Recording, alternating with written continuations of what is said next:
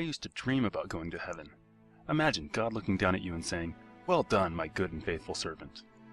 When I lost my faith, I used to tell people that I wished Christianity were true, because if it was, we could all simply say a few prayers and spend an eternity in heavenly bliss. It's been almost 15 years since I lost my faith, and I believe that since then I've developed a true outsider's perspective. Looking at heaven through that lens, I now realize that I would never want to go there, and I would never wish it on anyone. Heaven would be unbearable torture.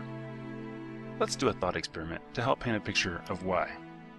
Imagine, you finally made it. You are in heaven, paradise. Now, you are trying to enjoy paradise, but you have this nagging realization that most of your loved ones are being burned alive, suffering unimaginable pain in hell. You can even hear them calling out to you for help, but there is nothing that you can do for them. Perhaps you get over that after several hundred years, and now life has no cycle of ups and downs. It's just one big long up, no surprises and no downs.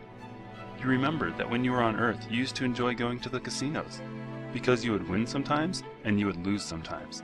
But the losses made the winnings so sweet that it was worth sticking it out at the tables for another few hours. You sure miss having some of the downs mixed in, and now your constant up is starting to turn into one big downer. But wait a minute, what are you here for anyway?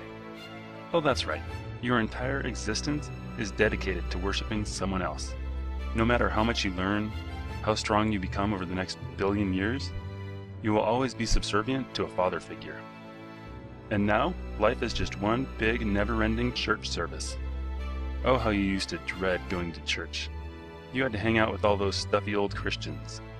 Your annoying pastor, all the mega-spiritual, holier-than-thous in the front row, the bubbly, cheery lady who used to annoy the shit out of you. Yep, they are all there, but none of your good friends are there, the ones you used to hang out with, who would hit the club with you or drop an F-bomb every once in a while back in the good old days on Earth. But you have some new friends now. You finally get to meet that 32-year-old virgin that you've been praying to all your life. If you've ever hung out with a 32-year-old virgin, you must not be thrilled about this one. But wait a minute, you're his bride? Oh boy.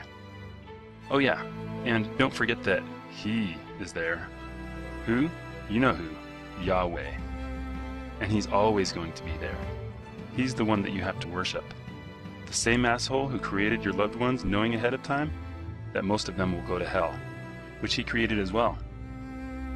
You're starting to realize that the situation is not good when it suddenly hits you. You have to live here forever. No end in sight. Ever. You lived almost 100 years on Earth, and now you have to live another 100 years, and then another 100 years, and then another, and then another. Now you've been here for over 400 years, and you haven't even scratched the surface. You have to keep going. Another 1,000 lifetimes will go by, and you will still be here.